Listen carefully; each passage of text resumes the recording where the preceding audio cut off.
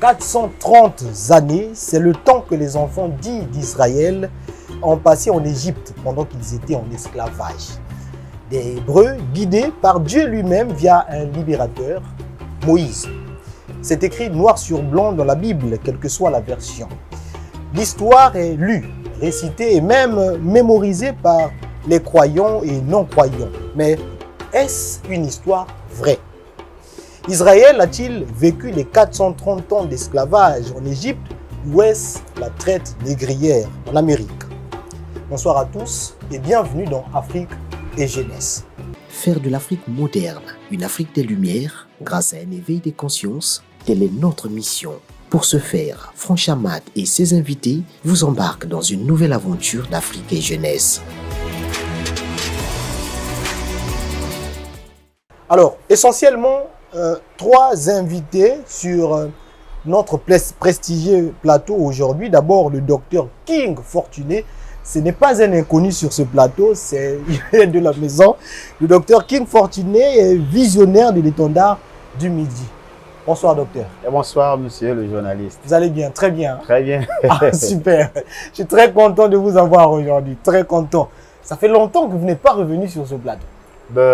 Ces jours-ci, on est un peu, comment dire, ça et là avec le docteur Ake, occupé par les différentes conférences que nous avions participé à Kinshasa, oui, parce que sur les réseaux sociaux, je vous ai vu à Kinshasa.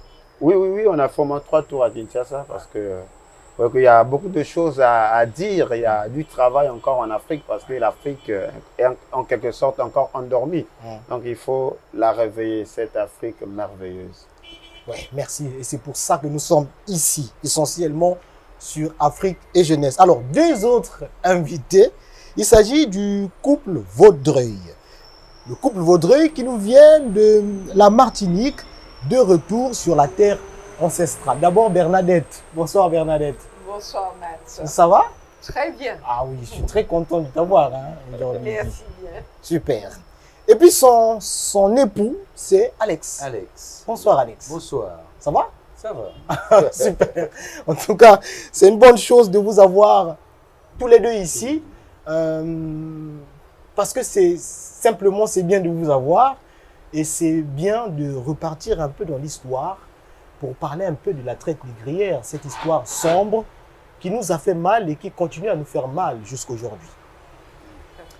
Alors, déjà, ce que j'aimerais savoir, est-ce que vous vous sentez bien ici? Au Congo précisément, vous savez que le Congo, c'est aussi Luango. Est-ce que vous vous sentez bien ici? Oui, on se sent bien ici. On se sent bien. Oui. Bien. On a quand même un beau temps et on a de très beaux paysages. Donc, là où nous habitons, nous avons quand même des voisins très sympathiques. Et nous habitons non loin aussi du Pasteur King. Ce qui fait que... Et en plus, on est très bien accompagnés. Nous avons appris à connaître des gens qui nous entourent très bien. Et pour cela, je félicite tous ceux qui nous entourent, notamment le pasteur King, le frère Dominique Batota, et puis bien d'autres. Parce que je précise que vous êtes afro-descendants. Si. Ce sont vos ancêtres qui ont été, je vais le dire avec mes mots, déportés. Et mis en esclavage. Voilà. Sinon capturés ici en Afrique. Et puis, ils sont peut-être allés les déposer quelque part en France là-bas. Et vous voilà de retour. Oui. C'est quelque chose et nous sommes sur la terre ancestrale depuis 1 mois et 1 semaine. Mais exactement 1 mois et 1 semaine. C'est quelque chose d'important, hein, docteur. Oui. Mais ce que je veux savoir avant qu'on touche le nœud du problème, c'est comment est-ce que vous avez su que le Congo était votre terre? À vrai dire, poussé par la prophétie, parce que vous savez sans doute, si le docteur King fréquente ce studio, c'est qu'il en a certainement déjà parlé. C'est une prophétie qui parle du retour des dispersés. Oui. Je connaissais la prophétie, je l'attendais moi aussi, parce que je savais que j'étais déportée. Et je savais aussi que la prophétie disait qu'ils seront, on les trouvera au-delà des fleuves de l'Éthiopie. Oui. Et donc, j'ai écouté les uns et les autres, j'ai cherché où pouvait se situer cet au-delà de l'Éthiopie. Parce que au-delà, quand en bon français, quand on dit au-delà, ça peut vouloir dire au-dessus Au-dessus. ou en dessous. D'accord. Alors, je me dis, mais au-delà des fleuves de l'Éthiopie, je n'avais pas encore bien saisi la notion d'Israël revenu en Égypte, notamment les 10 tribus du nord, puis les tribus du sud. Je savais simplement qu'ils étaient au-delà des fleuves de l'Éthiopie. Donc, j'ai regardé, j'ai étudié le mot au-delà. Et j'ai vu qu'au-delà, en haut, ça ne pouvait pas être là, parce qu'il y a très peu de fleuves. Oui. Et en dessous, ah ben oui, j'ai pris une carte, et là, j'ai commencé à étudier en profondeur les prophéties. Et j'ai compris que c'était l'Afrique subsaharienne. Mais où, je ne savais pas trop. C'est ça la question. Donc, entre-temps, j'ai écouté les messages du Dr. King. Je les connaissais. Vous le suiviez depuis là-bas, depuis la Martinique. Oh oui, j'ai habité un temps à la Martinique, puis la France. Mais je connaissais la prophétie. Donc, ça a fait écho dans mon cœur. Donc, c'est quand j'ai saisi que les Israélites ont quitté Israël à un moment pour aller en Égypte, alors je me suis dit, voilà, je ne me trompe pas. Parce que je ne comprenais pas pourquoi nous devions revenir en Afrique. Et c'est quand j'ai compris vraiment ce cheminement-là, le tracé. Alors, ce pourquoi-là, on va l'aborder le long de cette émission. Oui. Mais d'abord, revenons-en à nos moutons, comme on dit, pour ne pas dire à nos chèvres. Docteur, les 430 ans d'esclavage des enfants dits d'Israël, mythe ou réalité? Bon, c'est une thématique très complexe. Oui. Il nous faut peut-être plus d'une émission pour entrer profondément, parce qu'il faudrait que nous puissions d'abord poser des bases solides sur la problématique des 400 ans ou 430 ans de la servitude d'Israël en Égypte, pour mieux comprendre effectivement la question, qui est la question d'actualité concernant le retour des afro-descendants ou des dispersés, bien sûr, dans leur terre ancestrale, d'où ils ont été tirés, c'est-à-dire l'Afrique. Bon, déjà dans Genèse chapitre 15, le verset 13 jusqu'au verset 16, c'est là où est le nœud, où il a été dit à Abraham que sache que tes descendants seront étrangers dans un pays qui ne sera point à eux. Voyez-vous que Abraham se trouve là, dans le pays de Canaan. L'Éternel n'a pas précisé que c'est l'Égypte. Donc l'Éternel aurait dit... C'est simplement dit dans un pays qui ne sera pas à eux. Oui. Et ils y seront asservis et on les opprimera pendant 400 ans. Oui. Mais je jugerai la nation à laquelle ils seront asservis et ils sortiront ensuite avec des grandes richesses. À la 4e génération, ils reviendront ici car l'iniquité des Amoréens n'est pas encore arrivée à son comble. Donc là, déjà, il y a un problème ici qui se pose. Ok? Il y a la servitude, il y a l'oppression qui doit durer 4 siècles ou 400 ans. 400 ans. Or, lorsque nous allons dans les études profondes, c'est que le séjour d'Israël, c'est-à-dire Israël, n'a jamais subi une oppression ou une servitude qui a duré 4 siècles. Ça, c'est une falsification pour cacher... Non, je suis d'accord, vous ne pouvez pas dire ça, la Bible dit quand même ça. Docteur. Mais qu'est-ce que la Bible dit? Voilà pourquoi nous sommes ici aujourd'hui et nous bénissons le Très-Haut de ce que ce sujet, cette thématique que nous avions abordée il y a des décennies de cela. Et je crois que c'est depuis 2017 officiellement que la plateforme de l'étendard du Midi a été mise à la portée des médias ou avec l'Internet. Je crois que vous avez vu cela avec les techniciens. Oui, j'ai vu. Depuis 2017, mais sinon que les études, nous les avions entamées avant. Voyez-vous que ça croisait comme un choc parce que aujourd'hui, ce que nous avons dans nos églises, c'est les méga-églises, c'est les pasteurs fashion haut, mais les gens n'entrent pas en profondeur dans les Saintes Écritures. Je vais prendre une écriture de Saint Paul, Paul qui précise pour montrer la datation. Selon, D'accord. selon Galates 3, 17, il est dit, voici ce que j'entends, une disposition que Dieu a confirmée antérieurement ne peut être annulée. Ainsi, la promesse rendue vaine par la loi survenue 430 ans plus tard. Donc, il est précis ici que l'héritier que Dieu promet, la descendance d'Abraham, commence à partir d'Isaac. Donc, si la descendance doit subir, donc cette prophétie-là commence à partir de la naissance d'Isaac jusqu'à la promulgation de la loi. Et Paul dit que la promesse a été rendue vaine par la loi survenue 430 ans plus tard. Ce qui revient à dire, depuis la naissance d'Isaac, où la promesse a été donnée, jusqu'à la sortie de l'Égypte, il s'est écoulé 430 ans. Ok? Donc les 430 ans là, c'est quand même bizarre. Ben, je suis en train de lire la Bible à la vue de tout le monde. Oui, je les 430 ans, c'est depuis la promesse, la naissance d'Isaac, jusqu'à la réception de la loi. Mais pas en Égypte. Pas en Égypte, parce que le séjour d'Israël en Égypte n'a duré que 210 ans. Et l'oppression des Hébreux en Égypte n'a pas duré plus d'un siècle. Ce n'est pas possible, parce que Moïse a vécu 40 ans chez Pharaon, et à la fin de ces 40 années, il a été chassé, il a fui dans le pays de Madian. Là, il a vécu 40 ans encore. Donc, nous sommes là à 80 ans. OK?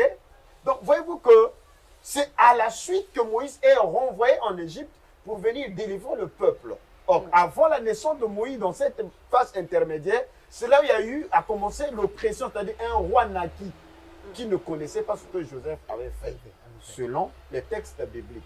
Donc, on ne peut pas aller au-delà de 110 ans d'oppression. Nous reviendrons, je crois, pour montrer qu'il ne s'agit pas aussi du mot esclave que la Bible utilise. Et vous allez m'excuser de mettre une pause, parce que ce sont des questions importantes que vous évoquez là. Les gens, je l'ai dit dans mes propos liminaires, que les gens ont mémorisé ces textes-là comme ça. Que les enfants d'Israël ont passé 400 ans en Égypte, c'est récité, c'est mémorisé, on a retenu comme ça. Et un jour, Dr King, vous venez là pour nous dire que c'est faux. Mais je suis désolé, c'était un faux enseignant, parce que ça a été conçu par disons, pour ne pas être trop agressif, mais sinon que c'est l'oligarchie européenne, occidentale, disons, des gens malveillants qui ont pensé voiler la vérité, parce qu'ils se sont rendus compte, sans qu'ils se rendent compte eux-mêmes, qu'ils ont accompli effectivement la prophétie en assujettissant le peuple de Dieu, qui est le peuple noir, en les soumettant à un commerce triangulaire que vous avez fait mention, la traite négrière, et ils se sont rendus compte que voilà, ça a duré approximativement ou plus de 4 siècles. Donc, ils se sont rendus compte qu'ils ont été des instruments qui ont accompli la prophétie que l'Éternel donna à Abraham. Mais qu'est-ce qu'il faut faire? Il faut dénaturer les Écritures. Il faut donner une mauvaise connotation, une mauvaise interprétation aux Écritures. Et tout le monde, que ce soit les Occidentaux, que ce soit les Africains, que ce soit partout ailleurs, les jaunes, ils ont avalé ce mensonge-là. Mais la Bible dit que les ténèbres ne continueront pas à régner. Les temps à venir seront couverts de gloire. Et Daniel 12 nous a dit que la connaissance augmentera. Et nous sommes dans cette saison de l'ère du Verseau où la connaissance augmente. Et voilà que nous sommes ici pour faire germer la vérité. Parce que tu connaîtras la vérité et la vérité t'affranchira. Mais avant, je vais d'abord passer par le couple. Est-ce que vous êtes d'accord avec ce que dit le docteur? Parce que ça bouleverse quand même. Hein? Absolument. Parce que j'ai pris le temps, avant de connaître le docteur King, j'ai pris le temps, parce que dès les dit ces 400 ans ne correspondent pas au temps passé en Égypte. Alors j'ai repris depuis la mort de Joseph. Ah, vous avez fait votre étude aussi. Oh oui, j'ai fait ma généalogie. J'ai fait vraiment... je suis rentrée en profondeur dans les Écritures. Le livre d'Exode, la fin du livre de Genèse, où on parle de Joseph, ses fils ils sont rentrés en Canaan avec, enfin, pas avec Moïse, mais en tout cas, ils sont rentrés dans le désert. On voit que des personnes, quand on prend le temps, j'ai mis vraiment la datation et je me suis dit, impossible. Ils ont vécu environ, le temps d'oppression, environ 110 ans. Et tu me dis 210, oui c'est bien, mais pas 400. Ça c'est celui qui prend le temps d'étudier honnêtement, il se rend compte qu'on nous a trompés. C'est impossible. Docteur. Impossible. Le séjour, voyez-vous que ils n'ont pas été déportés en Égypte. Ils sont venus de volontairement. Oui, oui. Et ils ont été des privilégiés. Tout à fait. On leur a donné même les meilleures terres. Voyez-vous. Donc, je dis que depuis l'arrivée de Joseph ou de Jacob, avec les 70 personnes qui l'ont accompagné, jusqu'à la sortie de l'Égypte, il s'est écoulé 210 ans. Ça, c'est le séjour. Ça, c'est le séjour. OK. Maintenant, l'oppression n'est pas allée au-delà de 100 ans. C'est pas possible, doit être entre 100 et 110 ans, quelque chose de ce genre.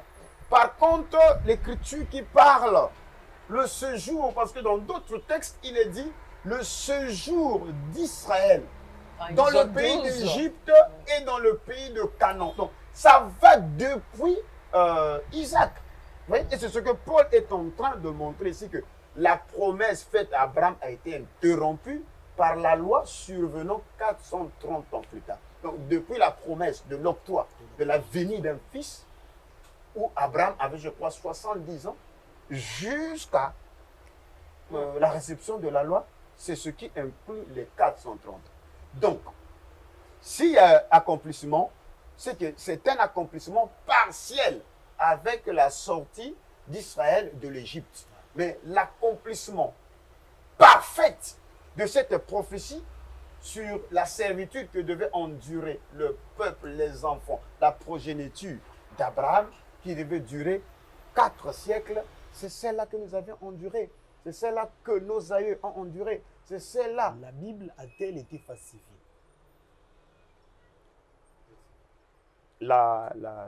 Déjà, le mot, il faut parler des textes.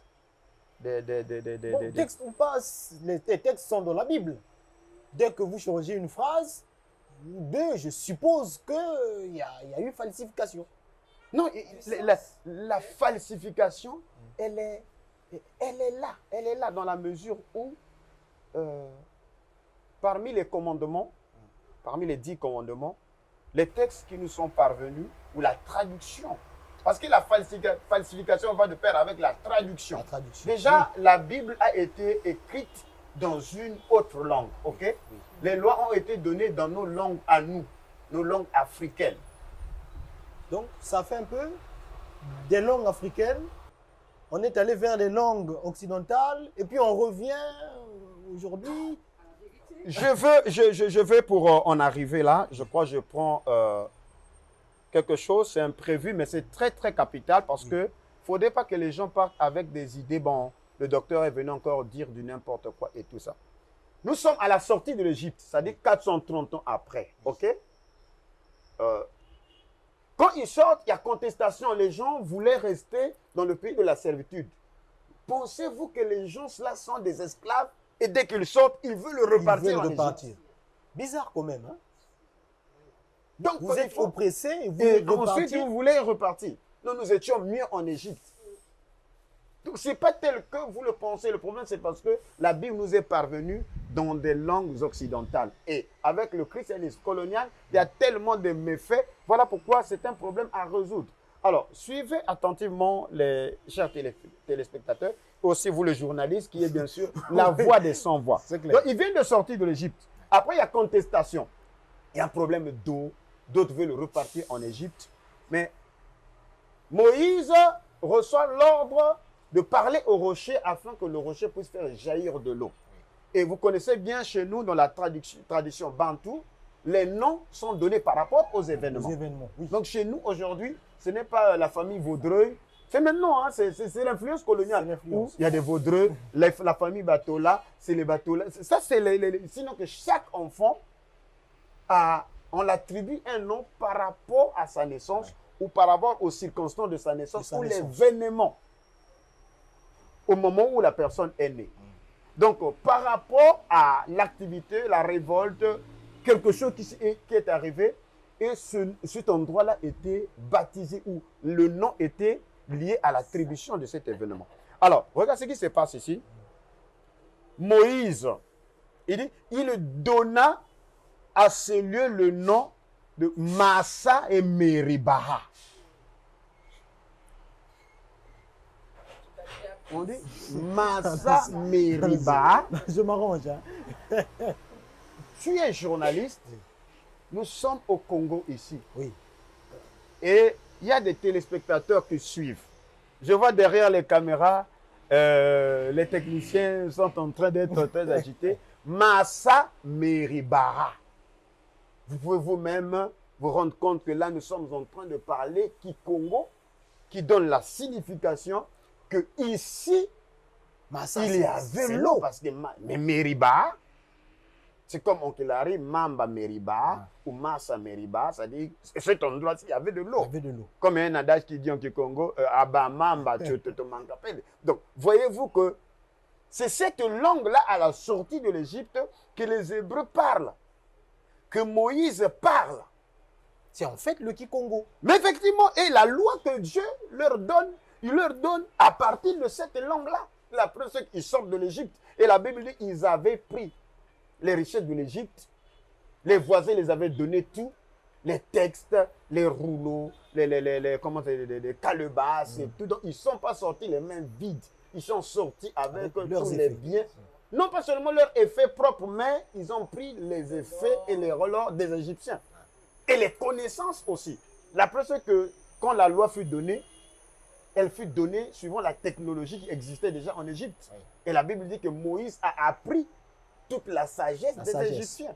Et quand il a cassé les tables de la loi, l'Éternel lui a dit de tailler lui-même. Et Moïse savait tailler les tables parce qu'il a appris cela dans les universités égyptiennes. Et Dieu a écrit sur les mêmes tables. Mais quelle est la langue que Dieu a utilisée? C'est la langue que Moïse connaissait. C'est la langue que Moïse parlait. C'est la langue que tout le monde parlait. Il ne pouvait pas lui parler. Et l'indice est là. Quand il a donné connaissait. Ce nom-là, il a dit Massa Meribaha.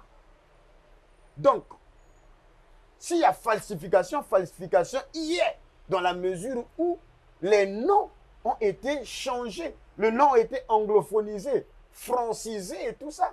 On se retrouve dans une cacophonie aujourd'hui. Lorsqu'on utilise les noms originels à l'église, ça va perturber. C'est comme si tu te croises à un mur. Donc, la falsification, elle est là. Et je pense que l'heure de la vérité a sonné. Dommage que les conducteurs spirituels, les pasteurs, ils sont les plus endormis. Mais le Très-Haut est vivant et il est prêt et il est en train d'accomplir sa parole de promesse. Voilà pourquoi je réitère, bien sûr, que l'accomplissement parfait et complète de Genèse 15 parlant des 4 siècles de servitude, c'est la traite négrière. Et il y a une promesse qui dit qu'ils vont revenir. Et nous sommes... Donc, attends, je vais expliquer à mes téléspectateurs. Donc, pour vous, les 400 ans dont on parle, c'était pas en Égypte, c'est plutôt la traite négrière. Pour vous, c'est ça? Non, c'est pas moi. C'est l'écriture. Je viens de lire que soit vous allez faire mentir Dieu, que Israël n'a jamais fait 400 ans en Égypte. Parce qu'il y a la chronologie qui existe. Il y a les datations qui existent. Il y a des générations qui existent. Nous reviendrons ici peut-être pour étaler les schémas. Mais je crois que vous avez fait le catéchisme. Vous savez bien qu'il y a eu cette génération depuis Abraham jusqu'à Moïse. Oui, vous savez bien qu'il y a Isaac et Jacob. Ça, on sait. Mais aller jusqu'à dire qu'en réalité, les 400 ans d'esclavage, c'est la traite négrière. On n'a jamais vu ça comme ça. Ah oui. Je ne sais pas si vous me comprenez. On n'a jamais vu ça sur cet angle-là. Mais c'est parce que le colon a laissé la Bible aux colonisés, pas par amour.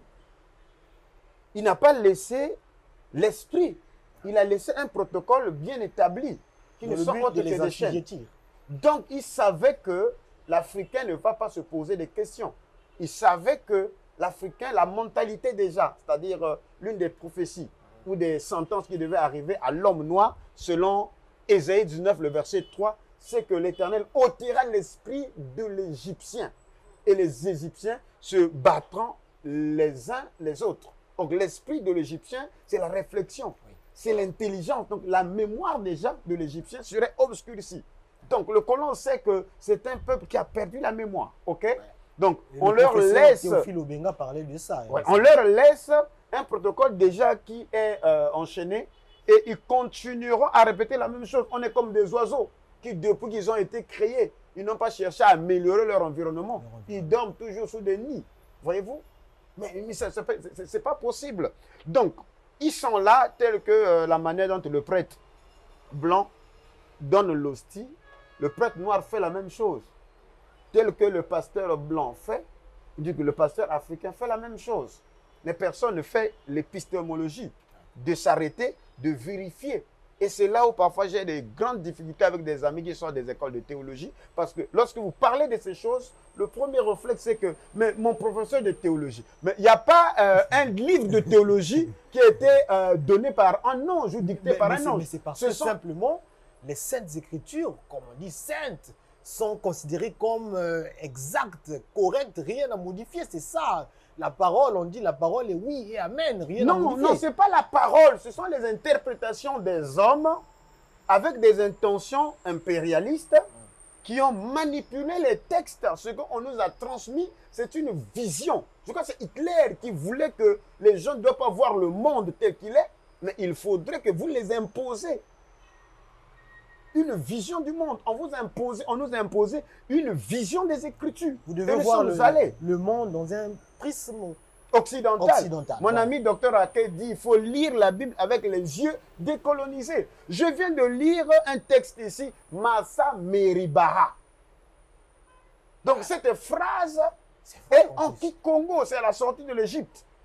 Et on peut s'arrêter là, on se pose mille et une questions. Mais comment on peut donner un nom lié à un événement dans une langue dont ces gens-là ne parlent? Donc c'est pour dire que ils parlaient cette langue. Ils parlaient cette langue, oui.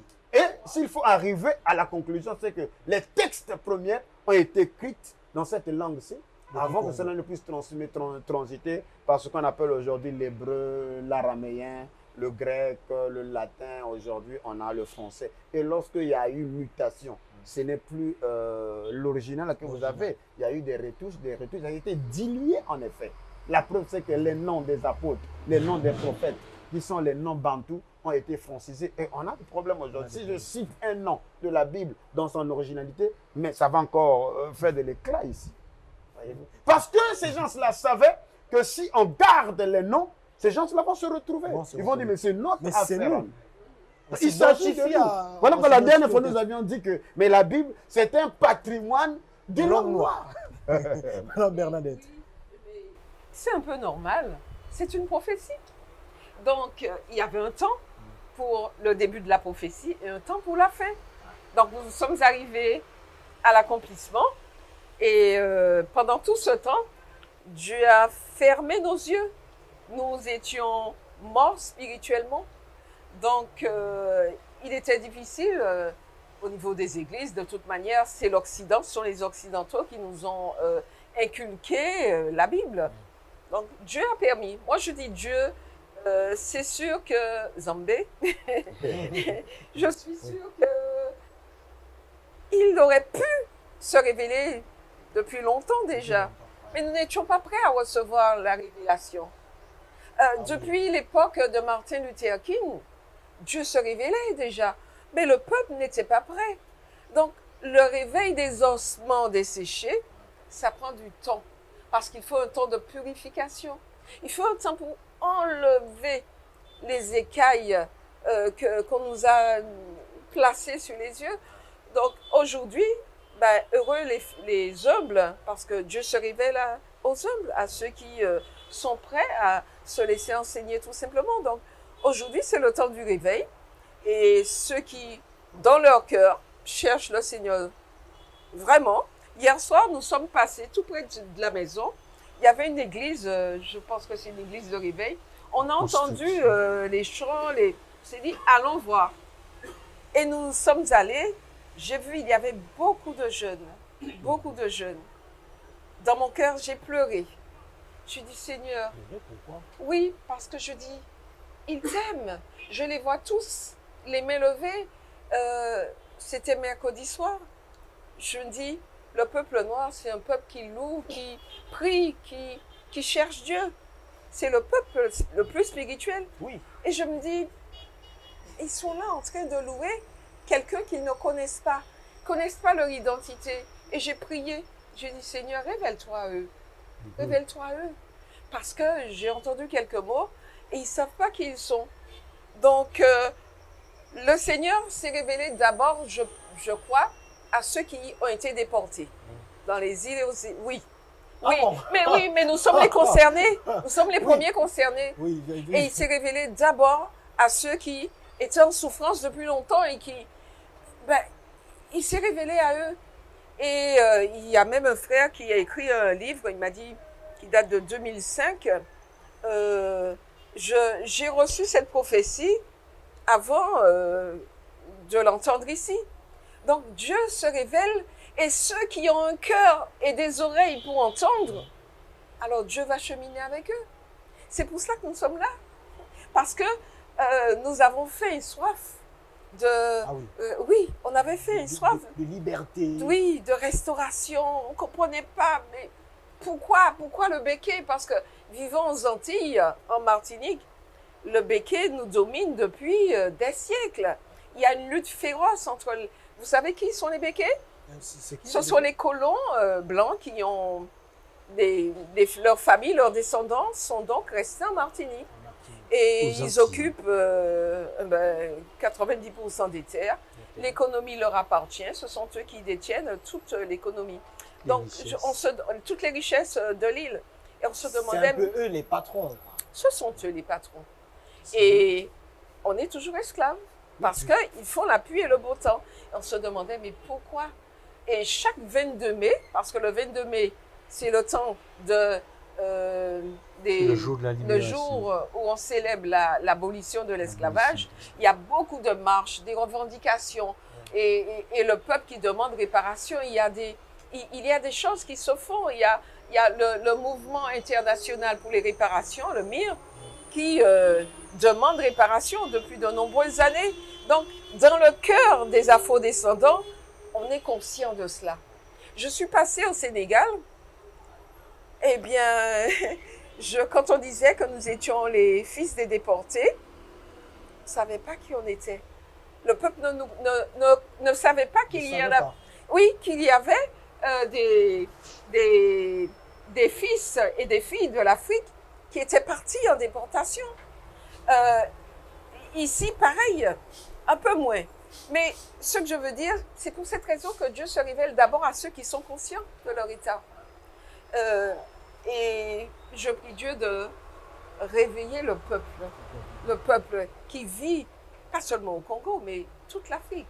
J'aimerais aussi comprendre qu'est-ce que ça fait de se réveiller chaque jour dans un monde où on ne vous regarde pas toujours avec un regard de...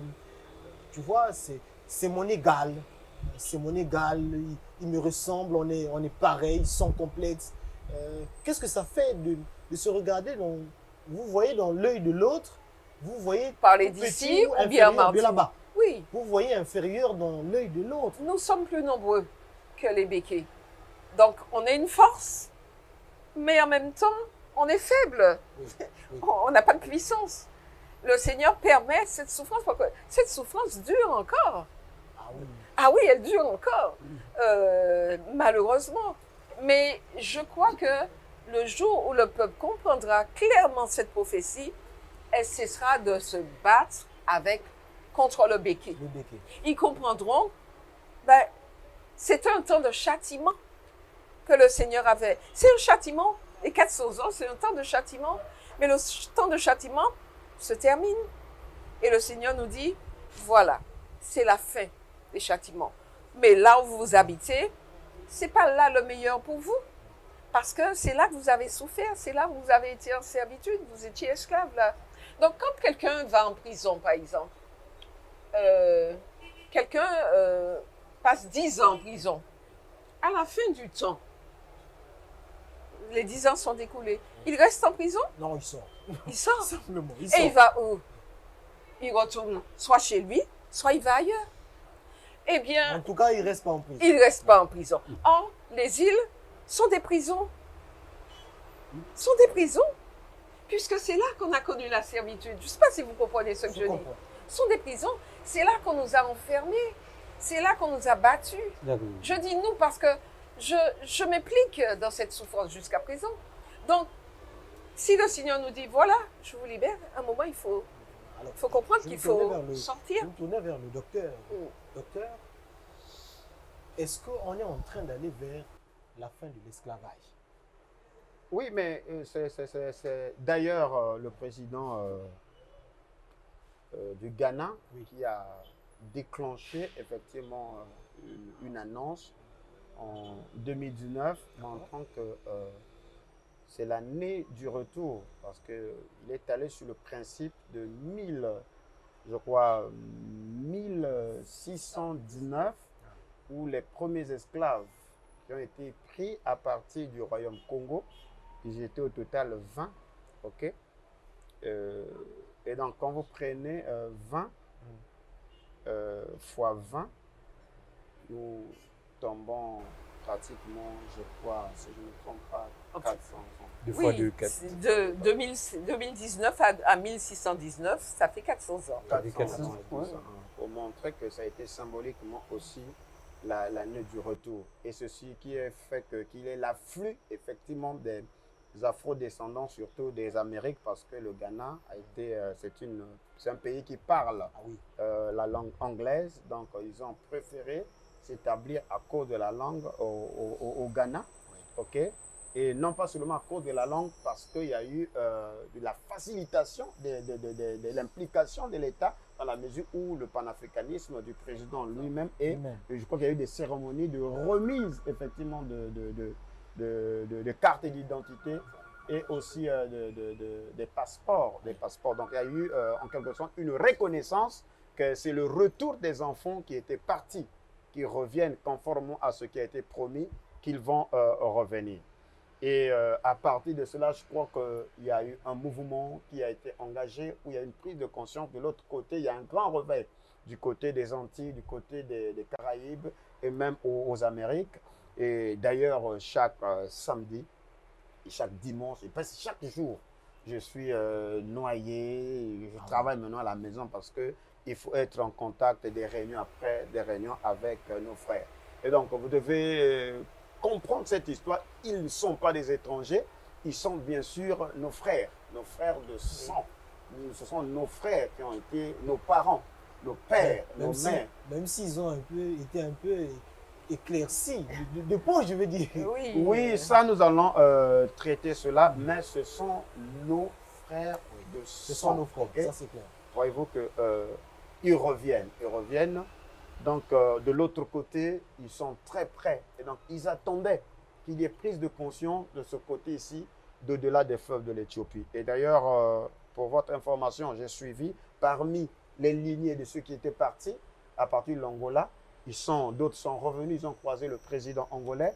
Et maintenant, il y a un projet de construction d'un aéroport à partir de Mbanza-Congo. Donc, les afro-descendants qui veulent quitter les États-Unis et partout ailleurs, ils ne vont plus passer par la capitale économique qui est bien sûr Luanda. Ils vont atterrir directement. Tout ça, c'est l'accomplissement de la prophétie parce que l'Afrique, elle est forte et l'une des richesses de l'Afrique, ce sont ses enfants. Parce que, voyez-vous qu'ils sont comme l'âme et nous sommes le corps. La politique ou l'adage romain, c'est de diviser pour mieux régner. Et les préceptes ou les principes de sélection, on prenait les plus forts, les plus habiles, on ne prenait pas les plus intelligents. Donc ceux qui sont allés, ce sont ceux qui maîtrisaient des technologies, qui étaient des habiles en guerre et tout. Donc il y avait une sélection. Donc pratiquement, l'Afrique a été, vidée de ses compétences. Donc, les compétences Donc l'Afrique a une richesse qui se trouve de l'autre côté. Donc il y a une prophétie dans Ézéchiel 37 qui parle, il faudrait que les deux bois soient réunifiés. Donc voyez-vous, et ceux qui sont partis, ils ne sont pas partis de cœur ouvert. Il y a eu des pleurs, il y a eu des lamentations. Ok? Donc, il faudrait ils ont été arrachés à leur famille. Mais effectivement, tu ne peux pas être arraché, aller en paix, surtout que parfois c'est la personne qui vient t'attraper, c'est quelqu'un que tu connais. Voyez-vous? Donc il y a un problème, une blessure qu'il faut guérir. Il faut accueillir ceux qui étaient partis, qui reviennent. C'est un voyage très, très capital, même si les gens ne peuvent pas s'installer, mais n'offrent que de revenir pour venir se reconnecter, c'est très capital. C'est très capital. Donc, je disais que nous sommes dans l'accomplissement de la prophétie et partout ailleurs, ça bouge. Il n'y a pas longtemps, je crois que l'acteur américain Samuel Jackson est revenu pour retrouver ses origines de l'autre côté là du Gabon. Et il a reçu son passeport. Donc, voyez-vous que par la grâce du Très-Haut, nous travaillons dans ce sens. Et quitte à de l'autre côté des autorités, et je crois que vous, les médias, vous avez une responsabilité de faire connaître cette prophétie, de faire connaître cette information pour qu'il y ait en quelque sorte des gens, des compétences, des associations, ok, comme ça se passe ailleurs au niveau du Bénin, qui se mettent en marche pour créer en quelque sorte des passerelles, des facilités de retour. Parce qu'il ne faudrait pas que ces gens qui veulent revenir se sentent en étranger, comme étant des étrangers. Il faut plutôt les accueillir à bras ouverts. Parce que nous ne savons pas ce que ça fait. Que toute ta vie, que tu te retrouves, tu ne sais pas quelles sont tes origines. Tu as été arraché de ta langue. Je vois ma soeur ici et mon frère de temps à autre. Alex. Il faut les apprendre quelques mots. J'arrive à moter, dit matondo et tout ça. Bon, voyez-vous que ce que ça fait. Donc, il faut que nous puissions travailler d'un commun accord pour voir le retour, accueillir nos frères qui vont revenir. Et je crois que beaucoup ont ce désir-là de revenir. Et donc, nous devons créer des passerelles, des facilitations pour que leur retour soit dans les bonnes conditions. Donc, nous sommes là en plein accomplissement de la prophétie. Ouais. Pour vous montrer que c'est une prophétie, parce que cette émission n'est pas simplement suivie par des chrétiens. Ouais. Il y a des autorités qui suivent cette émission. Il y a des panafricains qui suivent cette émission. Il y a les Kamites qui suivent cette émission. Regardez ce qui est promis dans Deutéronome, ce qui a été annoncé par Moïse dans Deutéronome 28 à partir du verset 47. Vous allez chercher partout ailleurs quel est le peuple qui a subi ça. Ce sont des sentences qui devaient arriver au peuple de l'Alliance, c'est-à-dire Israël. Et d'ailleurs, je vous annonce que les Israélites de la Bible, ils ne sont pas blancs, ils sont bien sûr de noirs. Et nous sommes les descendants directs des enfants d'Israël. Par le lien linguistique, nous vous avons montré. Bon, mais là, vous savez que cette question-là a fait du bruit dans la ville, hein, que les Hébreux étaient noirs. Ça fait du bruit dans la ville. Et vous revenez sur ça, docteur. Mais je vous ai lu dans Exode 17, le verset 17, Massa Meribara. Ok? On dit dans la Bible, l'Esprit de Dieu se mouvait au-dessus des eaux. Le mot hébreu, eau égale à maï. Donc l'eau, en hébreu ancien, c'est maï. Le même mot que nous retrouvons dans notre langue nationale ici, le lingala, c'est maï. Donc, le lien linguistique, on ne peut pas nous voler ça. Voyez-vous? Il est dit, pour n'a pas au milieu de l'abondance de toutes ces choses, servir l'Éternel ton Dieu avec joie et de bon cœur. Tu serviras au milieu de la faim, de la soif, de la nudité et de la disette de toutes ces choses. Tes ennemis que l'Éternel enverra contre toi. Il mettra un joug de fer sur ton cou jusqu'à ce qu'il t'ait détruit. Donc, cherchez quel est le peuple qui a subi cette sentence, le joug de fer. Et vous avez vos Hébreux. L'Éternel fera partir de loin, des extrémités de la terre, une nation qui fondra sur toi d'un vol d'aigle. Une nation dont tu n'entendras point la langue. Une nation au visage farouche, qui n'aura ni respect pour le vieillard, ni pitié pour l'enfant. Lesquels qui ont subi ça? Quel peuple qui a subi ça? Il continue. Elle mangera le fruit de tes troupeaux et le fruit de ton sol, jusqu'à ce que tu sois détruit. elle ne te laissera ni blé, ni mou, ni huile, ni porter de ton gros et de ton menu bétail jusqu'à ce qu'il t'ait fait périr. Voyez-vous, aujourd'hui, nous sommes obligés de manger des cuisses de poulet. D'ailleurs, vous avez vu, il y a guerre en Ukraine. Et nous ici, Et nous on a subissons. crié, non, l'Afrique meurt de faim à cause du blé. Dis-moi, est-ce qu'on s'en fout du blé? On a nos maniocs ici. Mais le président, je crois, de l'Union africaine est allé Monsieur faire Macky Sall. la plaidoyerie. Mais lorsqu'on a libéré les bateaux, vous avez vu, les premiers bateaux sont venus en Afrique? Non. C'est parti ailleurs. Pourquoi? Parce que nous serons dépouillés de nos richesses. Le fruit de notre sol, nous ne le maîtrisons pas. Dit que la terre, elle est riche ici. Mais pourquoi on souffre le problème d'huile? Il va y avoir un problème d'huile ici puisque nous avons le grand Niari. L'arachide, ça pousse même lorsqu'on jette comme ça. Donc, cherchez-moi le peuple qui subit ces sentences-là. C'est le peuple noir. C'est le peuple noir.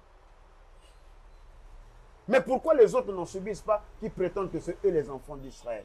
Parce que ces sentences-là ne devaient qu'arriver qu'à Israël. Et la clôture de cette sentence au verset 68, Deutéronome 28. Et l'Éternel te ramènera sur des navires en Égypte. Et tu feras ce chemin dont je t'avais dit, tu ne verras plus. Là, vous vous offrirez en vente à vos ennemis comme esclaves et comme servantes. C'est pour vous montrer que la sortie de l'Égypte, ce n'était qu'une phase partielle de la prophétie de l'Éternel annoncée à Abraham. Après la sortie de l'Égypte, quand les lois ont été données, bien sûr, en langue Kikongo, parmi ces lois, c'est que si Israël désobéissait, il serait ramené en Égypte. L'Égypte, c'est l'Afrique. C'est l'Afrique. Et c'est en Égypte qu'il subirait cette fois-ci la purification, le châtiment réel de la servitude. Et cette servitude, c'est celle-là où un peuple a fondu sur nous, sur le vol d'un aigle. Et chercher les nations qui portent l'emblème de l'aigle. C'est bien sûr les États-Unis. C'est ce peuple anglican et tout ça. Qui ont pris nos parents, qui les ont arrachés de force, qui ont mis sur leur cou des barres de fer pour les trimballer et les faire subir l'oppression. J'ai envie de Et poser une maltraiter question. les femmes. Maltraiter les femmes. Voilà. Ça a donné quoi comme peau?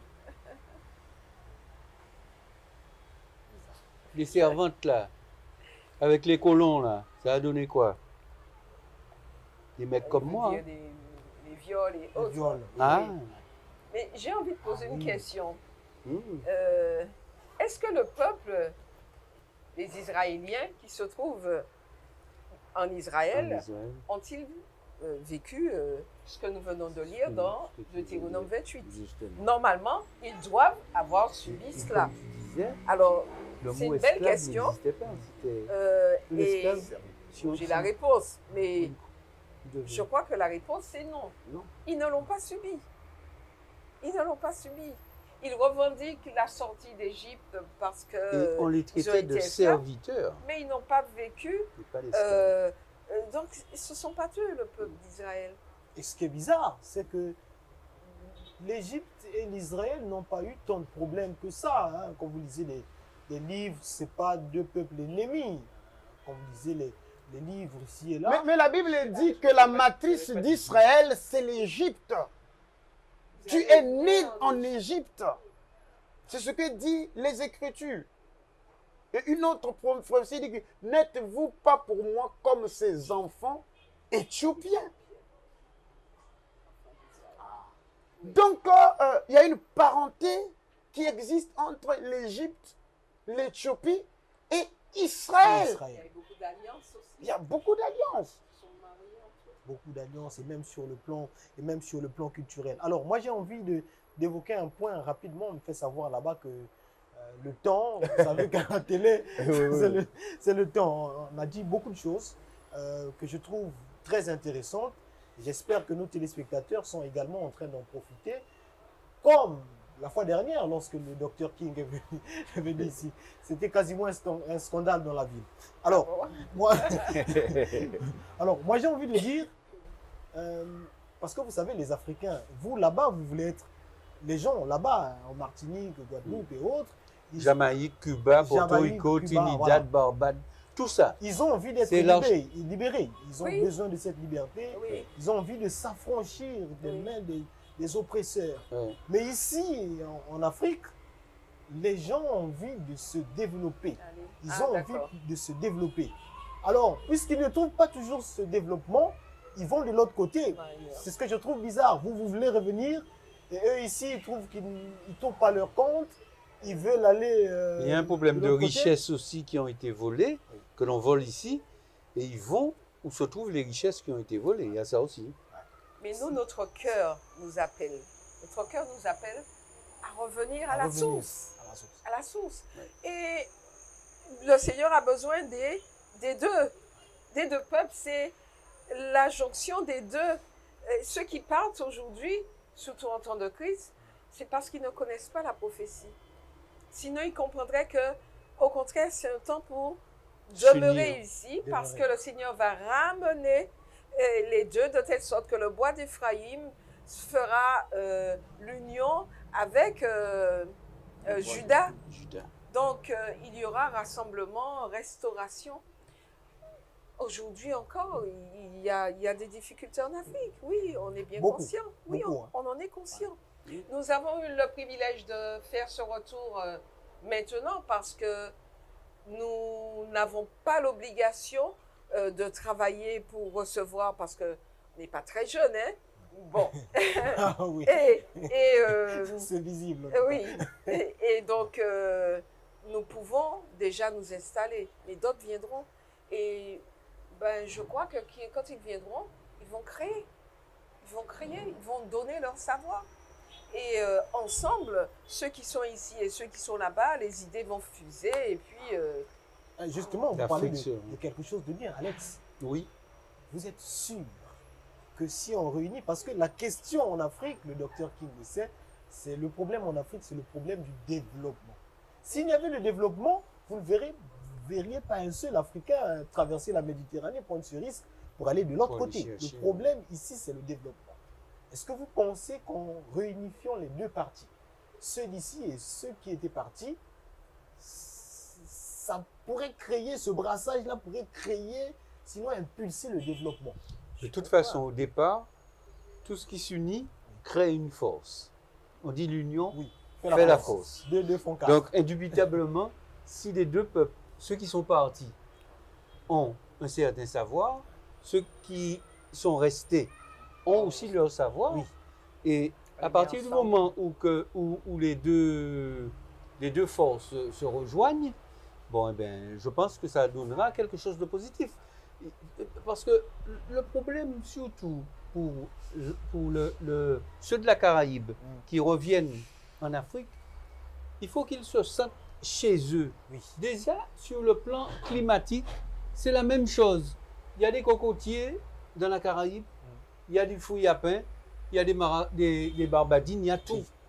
Il y a du corosol, il y a tout. Ils retrouvent déjà, ceux qui reviendront, déjà sur le plan retrouvent déjà. Donc, c'est déjà un atout pour qu'ils se sentent à l'aise, pour qu'ils se sentent chez eux. Maintenant, c'est une question de culture, simplement. Alors, j'ai envie de vous poser une question bête. Oui, pourquoi pas. Depuis que vous êtes ici, qu'est-ce que vous mangez? Eh bien, attends. Moi, je ne sais pas encore faire ce qu'on appelle un mafé ou quoi que ce soit, ou tout ce que vous avez. D'accord. Mais mon épouse achète des haricots, des pois blancs. Il y a des bananes jaunes, ce que vous appelez bananes plantains. Des bananes jaunes, un morceau de morue salé là-dedans que vous faites cuire. Une gousse de piment, et vous mangez un peu de comment je l'appelle, du manioc la farine de... Le foufou. Le manioc là-dessus. La farine de manioc. Le gari. là, Le il- gari, aussi. un peu Alors, d'huile moi- là-dessus et moi, je vous assure que je mange très bien. Alors, il y a des jours où nous avons des problèmes, on se dit, ah, qu'est-ce qu'on va manger aujourd'hui? Ben, nous ne perdons pas nos habitudes, à savoir manger beaucoup de légumes crus. Oui. Carottes, Il reste pas concombres, longtemps tomates dehors. et laitue. Il y en a ici. Il y en a ici. Il y a Donc, tout. Vous connaissez le saka-saka? Non. Oui, Les on feuilles de connaît. manioc. Les feuilles de Ah, les manioc. feuilles de de manioc, manioc, je n'en ai jamais mangé. Mais, Je vous demande de goûter. d'accord. Ça va ça va D'accord. vous plaire. Mais rien qu'avec ça, On mange ceux bien. qui viendront ne mourront pas de faim. Et j'encourage l'Afrique à manger davantage de cru. C'est meilleur pour la santé. Et puis, on mange beaucoup de légumes, des racines, des tubercules et des grains. Bon, en attendant de connaître, parce qu'on va dans ce qu'on sait déjà faire. Et puis, au fur et à mesure, ben, docteur King va nous dire, mais sa femme nous dira, mais on peut manger ça, on peut manger comme ci, comme ça. Ça va aller. Vous allez vous adapter de plus en plus déjà que vous êtes avec Je le le crois. docteur King. Alors, docteur, on est en train de terminer. Là-bas, on dit peut-être une minute. Une minute. La question du développement. Vous êtes sûr que ce brassage va faire germer quelque chose de bon, de façon à impulser le développement en Afrique? C'est ça notre question. Et c'est ça même le problème ici sur Afrique et Jeunesse. C'est la question que nous traitons tout le temps, le développement. Oui, ben, voilà pourquoi on dit que la loi du début est la loi de la fin. Si la destruction est passée par la désunion, c'est-à-dire la La séparation séparation. de ce peuple-là, ça veut dire que pour revenir au commencement, pour reconstituer la force de l'Afrique, il faut rejoindre les deux. Ceux qui sont partis, ils ont appris. C'est ça la richesse. Il est dit qu'ils reviendront avec des richesses. Les richesses, quoique c'est aussi les finances, mais aussi le C'est savoir. aussi le savoir, oui. C'est On a besoin de ces l'intelligence. technologies qui sont allées Donc à cette prendre là-bas. intelligence-là Oui. doit revenir en Afrique pour la mettre au profit du développement de l'Afrique. Moi, je suis en contact avec des amis qui sont des designers, qui sont des spécialistes en traitement de bois et aussi en construction métallique. Voyez-vous qu'ils proposent des projets. Et dans 2 matins, ces projets-là seront pour le développement de quoi? Le développement de l'Afrique. Et la dernière fois d'ailleurs, nous avions discuté, on a fait comprendre à nos amis, mais ici, les maisons en bois, ça coûte cher. Mais il m'a dit, comment ça coûte cher? Il dit, non, mais ça coûte cher. Il dit, Ça mais coûte c'est cher. faux. Dans la mesure où aux États-Unis, le même bois qui est utilisé pour la construction, c'est le même bois qui vient en Afrique. Raison de plus, on trouve le même bois sur place. Et nous avons la technologie Quelque chose ne va pour pas. traiter ce bois-là. On va le traiter chez nous et former nos frères, ce qu'on appelle la transmission des connaissances. Donc, voyez-vous que c'est nous, et pourtant nous sommes ici, mais la première raison que la construction en bois, c'est cher. C'est Je dis, cher. mais comment c'est cher puisque le bois se trouve sur place? Voyez-vous. Donc, cette intelligence, elle est très capitale. Ça va donner un plus pour l'Afrique. Donc, je crois que la lutte. Ce sont les médias, c'est aux médias de faire ce travail. En ce qui concerne... Et c'est ce qu'on est en train de faire. Ah, il faut le faire, hein, parce que nous bon, je prends mon cas par exemple, je me demande, mais qu'est-ce que vous attendez?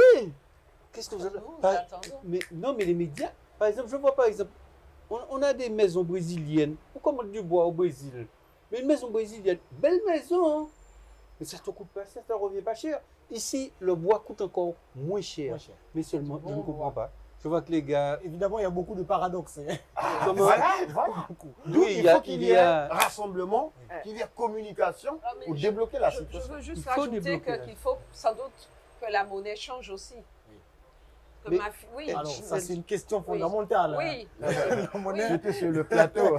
le franc CFA, je vous assure que tout le temps ici, des fois les gens veulent même se bagarrer ici sur cette question-là. Alors, c'est ici qu'on va finir, docteur, qu'on va mettre un terme à cette émission. La régie insiste depuis un moment. Je vous assure que j'ai envie de ne pas couper, j'ai envie de continuer parce que le débat, la discussion, pardon, est tellement passionnante que ceux qui sont à la maison également se retrouvent et c'est de ça qu'on a envie, qu'on a besoin dans nos télés, on veut beaucoup plus s'identifier à nous, regarder des programmes qui nous ressemblent et qui parlent de nous, hein, C'est et de ça. notre histoire. C'est ça. Oui. Et c'est pour ça que je vais remercier le docteur King Docteur, merci d'être passé sur Afrique et Jeunesse.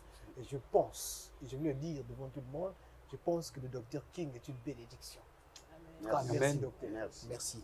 Merci également au couple Vaudreuil, qui est Alex, Bernadette, qui est passé nous voir ici sur Afrique et Jeunesse. C'est vraiment un plaisir de vous voir. Et Maître Koutana. Maître Koutana. On va se voir. Alors, mesdames, messieurs, c'est déjà la fin de cette émission. Malheureusement, les bonnes choses ne durent pas. On va se donner rendez-vous pour un autre numéro et, avec un thème plus intéressant encore. Et si vous voulez que le docteur King revienne, on le verra, on va discuter, on pensera, on verra ensemble. D'ici là, portez-vous bien. Comme dit Arnaud, chaque jour est une vie. Faire de l'Afrique moderne une Afrique des Lumières grâce à un éveil des consciences, telle est notre mission. Pour ce faire, Franchamat et ses invités vous embarquent dans une nouvelle aventure d'Afrique et jeunesse.